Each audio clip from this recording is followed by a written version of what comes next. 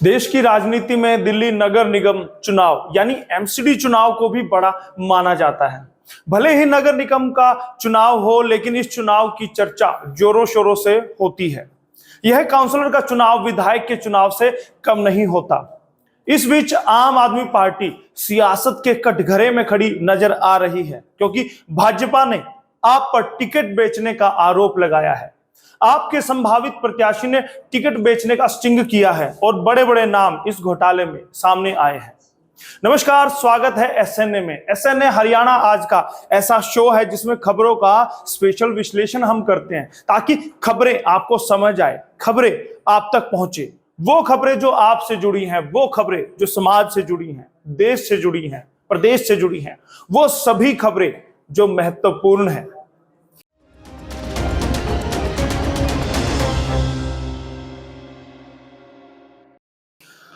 Delhi MCD चुनाव को देश के बड़े चुनावों में गिना जाता है। हालांकि पिछले 15 साल से बीजेपी ने नगर निगम का ताज अपने पास बरकरार रखा हुआ है। पिछले 15 साल से एमसीडी में काबिज भारतीय जनता पार्टी इस बार भी जीत के लिए पूरी तरह से तैयार है। इस बार यह मुकाबला त्रिकोणीय माना जा रहा है। एमसीडी चुनाव 2022 के लिए आप और कांग्रेस ने अपने अपने सर्वश्रेष्ठ उम्मीदवारों को मैदान में उतारा है। जहां कांग्रेस केंद्र और दिल्ली की सत्ता से दूर है, तो वहीं इस समय आप विवादों में फंसी हुई है। दरअसल आपके खिलाफ बीजेपी के एक स्टिंग ने खलबली मचा दी है। दिल्ली एमसीडी चुनाव से पहले बीजेपी ने आम आदमी पार्टी पर टिकट बेचने का आरोप लगाया है। आरोप लगाते हुए सोमवार को एक स्टिंग का वीडियो जारी किया गया। बीजेपी प्रवक्ता संबित पात्रा ने इस वीडियो को जारी करते हुए आम आदमी पार्टी पर कई गंभीर आरोप लगाए। संबित पात्रा ने कहा कि नारी शक्ति के चलते यह वीडियो सामने आया है। उन्होंने कहा कि स्टिंग का कल्चर अरविंद केजरीवाल ने शुरू किया था। वह कहते थे डरना नहीं, ठगने लूटने का वीडियो बना लीजिए, और एक हेल्पलाइन नंबर भी जारी किया था। लेकिन अब लगता है कि बीजेपी को जल्द हेल्पलाइन नंबर जारी करना पड़ेगा। इसके कुछ दिन पहले दिल्ली के आप विधायक के पीए को टिकट बेचने के आरोप में एसीबी ने गिरफ्तार किया था। संबित पात्रा ने स्टिंग का वीडियो जारी करते हुए कहा कि वार्ड नंबर 54 की रोहिणी डी से बिंदु श्रीराम पहले कांग्रेस में थी और करीब 2 साल पहले आम आदमी पार्टी से जुड़ी। यह अपने क्षेत्र में काम करती रही और उनको लगता था कि टिकट उनको ही मिलेगा, लेकिन कुछ और चल रहा था पर्दे के पीछे। बिंदु ने जो कुछ हो रहा था उसका स्टिंग कर लिया। संबित पात्रा ने कहा कि इनसे एमसीडी चुनाव में टिकट के बदले 80 लाख रुपए मांगे गए। इस वीडियो में बिंदु श्रीराम, पुनीत गोयल जो रोहिणी विधानसभा इंचार्ज है, और मंत्री गोपाल राय का भी नजदीकी है। इन दो के अलावा दिनेश शराफ और पठानिया भी है। संबित पात्रा ने कहा कि दिनेश शराफ आपके राज्यसभा एमपी के रिश्तेदार भी हैं। बीजेपी प्रवक्ता ने कहा कि बिंदु श्रीराम ने पुनीत गोयल से पूछा कि टिकट का क्या आदेश। जवाब आया कि पूरा दे दीजिए, उधर से टोकन दे देती हूं। पहले 21 लाख, फिर 40 लाख और फिर 21 लाख देने की बात होती है।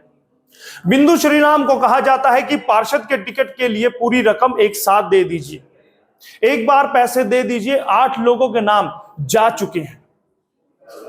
पिछले हफ्ते ही एंटी करप्शन ब्रांच ने आम आदमी पार्टी के मॉडल टाउन से विधायक अखिलेश त्रिपाठी के रिश्तेदार पीए और एक अन्य को गिरफ्तार किया है। आरोप लगा था कि नगर निगम में आम आदमी पार्टी के टिकट के लिए गोपाल खारी नाम के कारोबारी से 90 लाख रुपए में डील की गई थी। गोपाल खारी ने एसीबी से शिकायत की, जिसके बाद यह पूरी कार्रवाई हुई। आपने उतारी सबसे अधिक महिला प्रत्याशी। बता दें कि दिल्ली नगर निगम में 250 सीटें हैं, जिसमें से 50% आरक्षण के चलते 125 सीटें सीधी तौर पर महिलाओं के लिए आरक्षित है, जबकि 21 सीटें अनुसूचित जाति वर्ग की महिलाओं के लिए आरक्षित है। शेष 104 सीटें सामान्य के लिए तो 21 सीटें अनुसूचित जाति के लिए आरक्षित है। सर्वाधिक महिला प्रत्याशी आम आदमी पार्टी आपने उतारी है।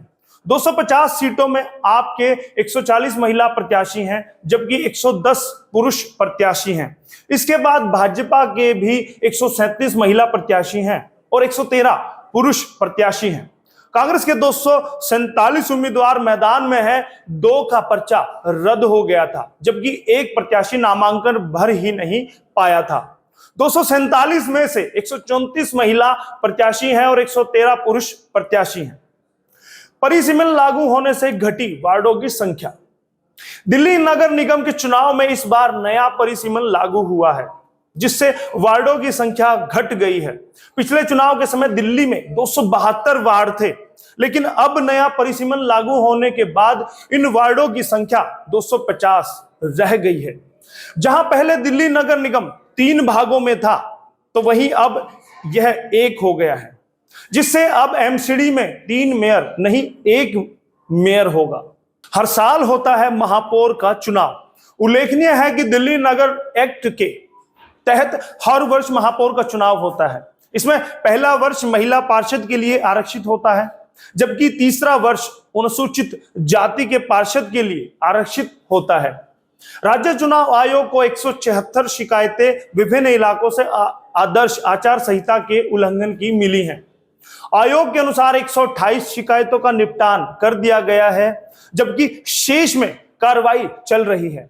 आयोग ने शिकायतों को लिए मोबाइल ऐप की सुविधा भी दी है, जिससे कोई भी व्यक्ति, कोई भी नागरिक घर बैठे शिकायत कर सकता है।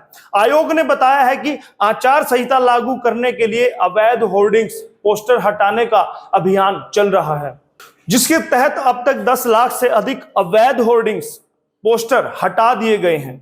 इसके साथ ही 4465 मंजूरी निगम ने राजनीतिक दलों और प्रत्याशियों को ऑनलाइन दी है, जिसमें वाहनों के संचालन के साथ ही रैली, कार्यक्रम आदि की इजाजत है। किस दल के कितने पुरुष व महिला है प्रत्याशी? भाजपा से 113 पुरुष, महिला 76 है।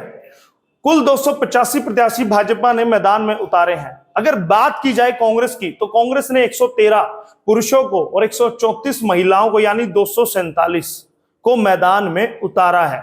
वहीं आम आदमी पार्टी से 110 पुरुष हैं और 140 महिलाएं। यहां 250 के 250 उम्मीदवार आम आदमी पार्टी उतारने में कामयाब रही है।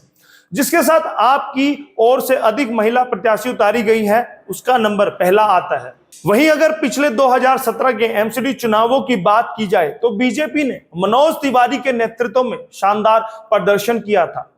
इसके अलावा कांग्रेस की कमान उस समय अजय माकन के हाथों में थी, लेकिन पार्टी ही कुछ ही सीटों पर सिमट गई, कुछ पर ही जीत दर्ज कर पाई। साल 2017 के एमसीडी चुनाव का ये था गणित। दिल्ली नगर निगम के लिए साल 2017 में हुए चुनावों में बीजेपी ने जीत की हैट्रिक लगाई थी। इस चुनाव में बीजेपी ने 181 सीटों पर जीत दर्ज करके पिछले 2 चुनावों की जीत बरकरार रखी थी। वहीं इस चुनाव में दूसरे नंबर पर रही थी आम आदमी पार्टी यानी कि आप। 48 सीटों के साथ वो दूसरे नंबर पर रही और सबसे तीसरे पर कांग्रेस रही थी 30 सीटों के साथ। इसके अलावा 11 सीट अन्य के खाते में आई थी, लेकिन इस बार भाजपा की राह आसान नहीं है। आप उसे कड़ी टक्कर दे रही है और कांग्रेस ने भी शीला दीक्षित वाली दिल्ली का नारा देकर फिर से अपनी दावेदारी मजबूत कर ली है। अब देखना होगा कि जब चुनाव होंगे, नतीजे आएंगे, तो ऊंट किस करवट बैठेगा, वह भी हम आपको दिखाएंगे। बस इसके लिए आपको बने रहना होगा हरियाणा आज के साथ, क्योंकि दोस्तों हम देश ही नहीं, विदेश की भी, समाज ही नहीं, राजनीति की भी सभी खबरें आपको दिखाते हैं। बहुत बहुत धन्यवाद मैं करूंगा आज की रिपोर्ट देखने के लिए। और आज की हमारी रिपोर्ट लिखी थी सौरभ सारसर ने और कैमरे पर थे अजीत शोरान और मैं आपका जाना पहचाना चेहरा यशपाल कंचन। एसएनए के लिए हरियाणा आज से।